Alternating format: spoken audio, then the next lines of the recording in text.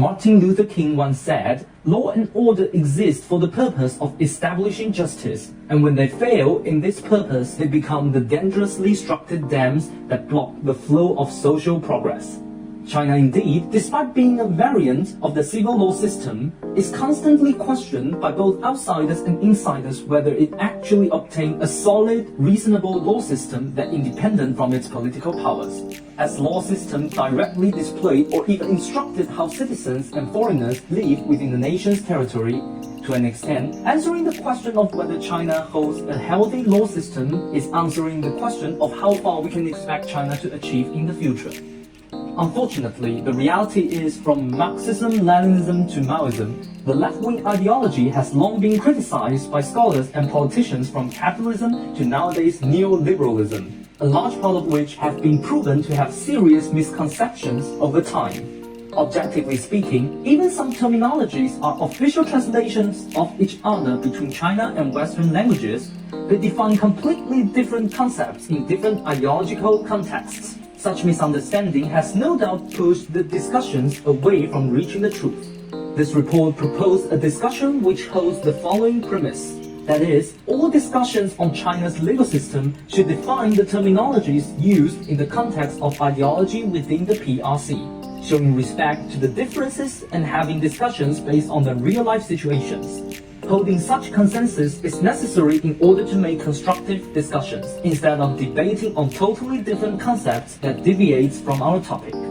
This report will focus on addressing a series of questions concerning the motivation behind the Chinese Communist Party's legal reform, and the problems that People's Republic of China must resolve to achieve the rule of law. There are also questions about whether it's possible to obtain a balance between social stability and the rule of law, and whether the current legal system in the new China is truly serving nations' long-term economic development. These questions may appear separate, but in fact are internally linked. As mentioned above, we must consider that even within socialist ideology, the Chinese Communist Party holds a unique standings, often summarized as having a Chinese characteristic perspective to align with the contemporary realities. Therefore, motivations for China's legal reform is directly related to the existing real-world issues. Rule of law, as one of the core values of Chinese socialism, is the primary motivation for addressing the problems currently present in China. Within the party's people-centered ideology, the achievement progress of the rule of law becomes a means to pursue social stability and people's interests. Hence, evaluating the current legal system in China is equivalent to assessing its significance in achieving social stability, and to what extent it can serve China's economic development. It's worth mentioning that Chinese civilization actually has a very ancient legal tradition. Since the era of Qing dynasty's first unification of China, legalism has played a decisive role as a tool for maintaining centralized authority and social order. Such successful experiences lead to the result that legal systems have long been instrumental in preserving the fundamental order of national production and life, serving as essential tools for rulers to mobilize national resources to achieve their goals over China's millennia-long history. Such tradition has undergone new changes in modern times, but its influence on the contemporary governance of Chinese Communist Party remains profound. This is a comprehensive report that discusses the legal reform in mainland China in macro perspective. The following content will systematically review the means and aims of legal reform that carried out by the People's Republic of China in the past few decades. This topic will firstly be approached from a perspective of historical development within factual timeline. By analyzing the opinions of existing domestic and foreign materials, we will delve into an actual achievement of China's current legal system and the lingering issues that remain troubling. Furthermore, the contemporary world situation is highly unstable. While China is no longer the same socio-economic station decades ago, the legal systems in China mainland are now facing new challenges in special times. This study will also discuss some evident trends in China's justice system based on existing public announcements. Based on the aforementioned discussion, this study will offer a detailed anticipation of what is believed to be the goal of legal reform governed under the Chinese Communist Party. Next, we will talk about the process of legal reform in China. The establishment of the People's Republic of China in 1949 ushered in a new era in the construction of China's legal system. After the late 1950s, and especially during the 10 years of turmoil during the Cultural Revolution, China's legal system was seriously undermined, and after the implementation of reform and opening up in 1978, China summarized the lessons learned from history and established the basic principles for developing socialist democracy and restoring the socialist legal system. In the 1990s, China established the basic strategy of ruling the country according to law and accelerated the construction of a socialist state governed by the rule of law. Along with social progress and the progress of building democracy and the rule of law, China's legal system has been continuously improved and developed. From 1997, when the 15th Party Congress first formally put forward the idea of advancing legal reform, to 2002, when the 16th Party Congress further called for advancing the reform of the legal system, to 2007, when the 17th Party Congress continued to emphasize deepening the reform of the legal system. China's legal system has continued to improve and develop in line with social progress and the construction of democracy and the rule of law. In November 2012, the 18th CCP National Congress proposed to further deepen the reform of the legal system, adhere to and improve the socialist legal system with Chinese characteristics, and ensure that the legal system are in line with the principles of socialism. Taking this as a baseline, CCP made a new and comprehensive deployment of further deepening the reform of the legal system. Chinese society has changed dramatically since the reform and opening up of China, and the legal reforms since then have been based primarily on responding to social concerns. China's motivation regarding legal reform is very different from that of other countries in the world. Legal reforms in other countries such as the United Kingdom, the United States, and Germany were mainly based on the pressure of delayed litigation brought about by the rapid growth of cases in the post-war period and the resulting problem of delayed justice. So their legal reforms were mostly about how to speed up the process of litigation and how to make the process more accessible to the parties. Therefore, their legal reforms are mostly about how to speed up the litigation progress and how to make the procedure better utilized by the parties. In the case of China, the biggest problem in the legal progress lies in the injustice and the corruption of the legal system. Therefore, the legal reforms over the years are mostly centered on how to ensure the fairness of the law. Since the founding of the PRC, the formation of a complete reform logic and institutional system, the results achieved are remarkable, known as major reforms that have been sought for many years and spoken for many years but not done successfully. The first point is reform and reconstruction of power configuration and operation mechanism. Law enforcement and legal credibility significantly enhanced. First, from the power structure and management system to strengthen the responsibility for handling cases. Second, a sound mechanism has been established for restraining and supervising law enforcement and legal power. Third, reforming legal personnel's job security and human, financial, and material management systems and regimes. Fourth, reforming the functioning of political and legal institutions. Second point is further improving the mechanism of litigation system and realizing the unity of justice and efficiency at a higher level. First, the reform of the trial-centered criminal procedure system is being pushed forward. The second is to carry out the reform of simplifying and streamlining civil litigation. Third, the establishment of public interest litigation system. First, building a new model of internet justice. In the above content, the report shares a summary of the process of Chinese legal reform and its currently recognized achievement. Based on this background, this report intends to discuss in depth certain legal concepts under the Chinese ideology in order to illustrate the point that is, there's no trade-off between the rule of law and social stability in a CCP-governed PRC. But before that, there is a related and really important question. What are the main problems that the CCP need to address in order to achieve the rule of law? In the rule of law definition, measure, pattern, and courses, Mahler and Scanning argue that the rule of law is an inherently controversial concept. It is therefore not possible or necessary to seek a universally applicable definition, but rather a clear and reasoned choices definitions appropriate to the particular purpose and context. So, this report believes that in the Chinese context, the continuation of the rule of law should be understood as the socialist rule of law with the Chinese characteristics, which differs from the understanding in the Western context.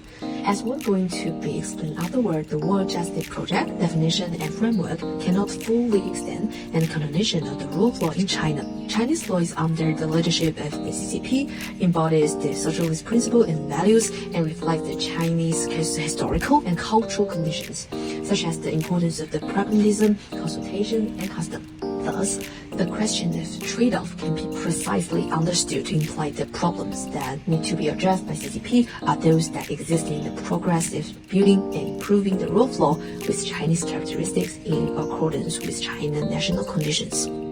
Please notice that the main problems the CCP need to address to realize the rule of law have varied in different stages of history. From the post-reform and opening up period of the beginning to the 21st century, scholars generally agree that the main obstacles and problems that need to be solved include the lack of financial and human resources, corruption, local protectionism, etc. It is not difficult to find that with the continuous improvement of the rule of law in China since then, many issues have been resolved through the practice of law-building process, including but not limited to the enactment and amendment of more than 200 laws, the protection of political public participation, and the disclosure of information, etc. However, the current process of rule of law in China still faces many problems and challenges and has some similarities with the previous. It can be analyzed in the following aspect.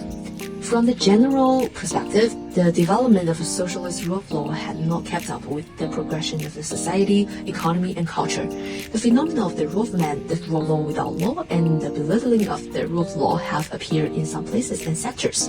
At the legislative level, China's legislation needs more science and transparency, as evidenced by the absence of the legislative reports, the lack of public consultation, and the failure to reflect the interest and demands of all sectors. In addition, some legislation with the parent sector or group interest legitimize the abnormal interest structure or power relations. At the judicial level, although some progress has been made in judicial reform, there are still some deep-rooted problems, including issues of judicial independence and impartiality, judicial authority, judicial efficiency, judicial credibility, and interference in the independent exercise of judiciary power and prosecutorial power of the People's Court and People's Procuratoriate in accordance with the provisions of the Constitution and the law. At the law enforcement level, problems of local protectionism, sectoral protectionism, and factors difficulties in the implementing occur from time to time. Issues such as the duplication of the law enforcement by government, disorderly law enforcement, and unlawful administration rise occasionally. Violent law enforcement has also led to the conflicts and even mass and extreme incidents with problems such as the land acquisition, demolition, and relocation particularly prominent. Besides, corruption remains relatively severe, with some areas still point to corruption. The rule of law is undermined by the abuse of power, the religion duty, and the law enforcement by a small number of public officials. How to respond to and solve the problems of corruption with the rule of law mindset and approach is great challenge to the course of the rule of law building in Chinese under the leadership of the Communist Party. Furthermore, at a societal level, citizens' awareness of the rule of law could be stronger. Excessive emphasis is placed on the traditional favors and accidents, leading to the incompatibility between the codes introduced from the West and traditional Chinese culture. It is also worth mentioning that from the international perspective, the issue of the adoption and harmonization with the global legal system is involved. The rule of law in China needs to comply with implement international legal norms and obligations while maintaining its own characteristics and sovereignty, especially in the areas of trade, investment, and human rights. It is also need to cope with changes and conflicts in the external environment, such as the China and the United States trade war. Based on above analysis, we believe that there is no trade-off between the rule of law and the social stability based on China's current social situation. In other words, the rule of law in China matches Chinese social foundations. Frankly, we have mentioned some of the shortcomings and the problems of the rule of law in China, but for the issues of trade-off, we believe that the focus is not to make manual judgment about the rule of law in China and the current social foundations, but more importantly, to discuss the degree of the compatibility between them. So, we discuss these issues in two aspects. Firstly, the social foundations of the rule of law in China, and secondly, how can it promote social stability, and we mainly focus our discussion on the former one. First, it has a social cultural basis. This book mentions that China is characterized by a high power distance, non-individualism, and a high long-term orientations, and they all provide some of China's individual level cultural characteristic basis and explain this problem.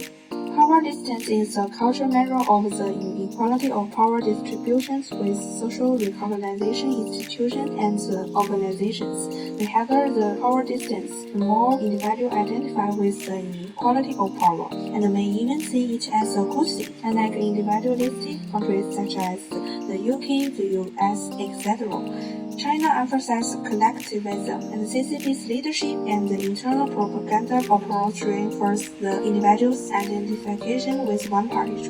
The very high long-term orientation means that Chinese citizens are more future-oriented and conservative towards the present. This characteristic makes Chinese citizens less likely than in other countries to seek up to protect their rights to limit the power of the government.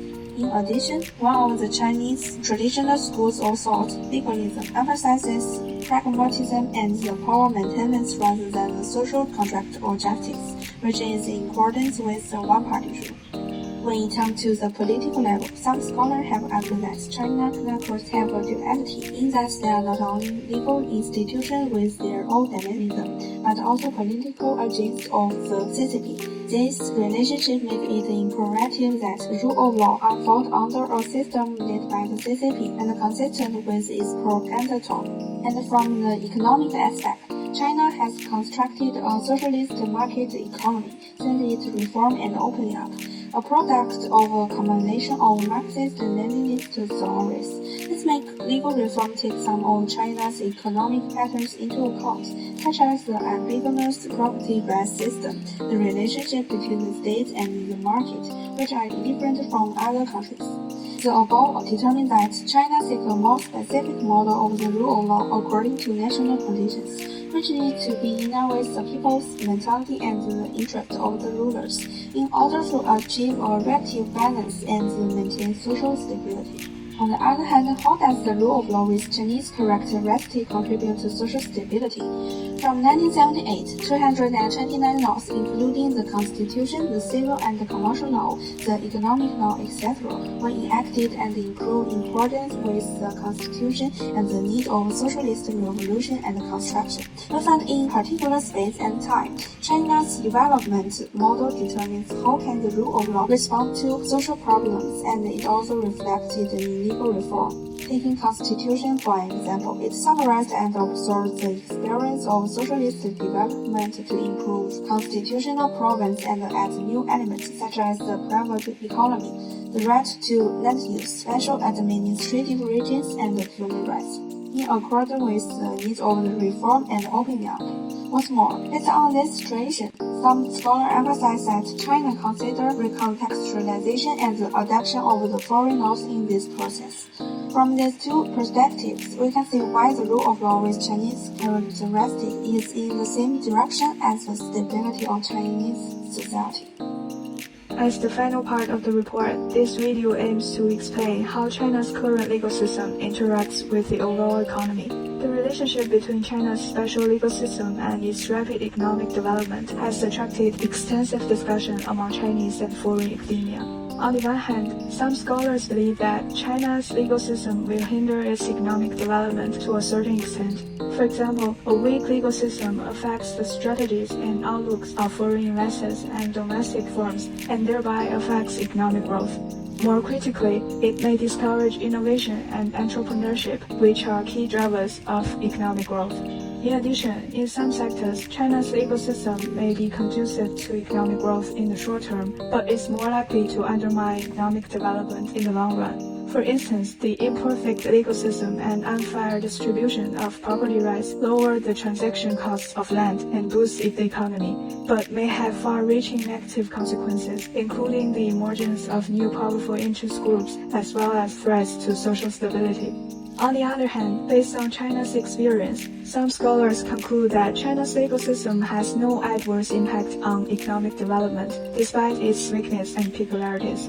The Institutional Economics School argues that economic growth requires a legal order that provides stable and predictable property and contract rights. This is the so-called rights hypothesis. However, the economic reform of China's post-Mao era has provided different material for this statement. It turns out that the predictable protection of property rights can be brought by other systems rather than a well-developed legal system. Developing and transitional countries generally lack clear property rights and formal legal systems, but often have alternatives to protect economic activity. In China's early stage of reform, the legal system could not effectively account for the security that property rights received. Instead, it was provided by the unique political structure and the balance of politics, society, and the economy.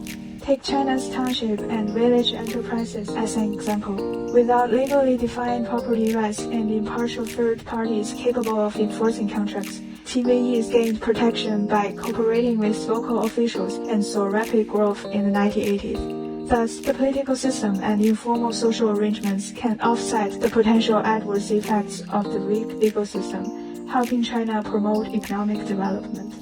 It has been demonstrated that the legal system will influence economic development. A macro study based on China's provincial data finds that the degree of the rule of law and awareness of property rights are related to economic development. At the same time, the legal system will also impact the performance of firms, which are the most important private actors in the functioning of a market economy. Instead of pursuing economic growth at all costs, China has set its goal of high quality and sustainable economic development. It has been proved that China has entered a new phase in which the rule of law replaces relationship-based governance, and the formal legal system can provide more effective protection for businesses than relying on other social arrangements. The intellectual property law and the civil code are crucial steps in strengthening the protection of property rights. Nowadays, China has developed a relatively complete legal system that can provide predictable protection of property rights and adapt to the economic, political, and social environment. Therefore, the socialist rule of law with Chinese characteristics will be able to help China achieve its prime objective of economic development. So, how should people evaluate PRC's legal reforms and the current legal system as its results? The law system of People's Republic of China are imperfect, objectively speaking. China's law system and the legal reform does indeed allow different interest groups to influence the legislation or justiciary processes, and these illegal activities are also more likely to go unnoticed in an insufficiently transparent system as nowadays PRC is. However, taking into account China's historical and cultural context, has the People's Republic of China provided a relatively satisfactory response or solution at every critical point in history timeline? The results have no doubt been satisfactory. Chinese citizens now enjoy a safe and stable society, have relatively convenient access to legal service, and benefit from the economic prosperity thriving within this legal system through every legal reform. After all the discussions above, this report concludes that all Chinese government institutions under the leadership of Chinese Communist Party have successfully identified the deficiencies in the legal system at most necessary junctures and have implemented relatively effective reform initiatives. China's legal system overall effectively safeguards the interests of its people, genuinely promotes economic development, and successfully addresses social malfunctions, objectively serving as a driving force for China's development and progress over the past several decades. The legal system results in or contributed to a higher quality of life for its people and a safer social environment. Systematical risks have further diminished with the continued improvement of laws. This report holds an optimistic view regarding the development of China's economy under the current legal system.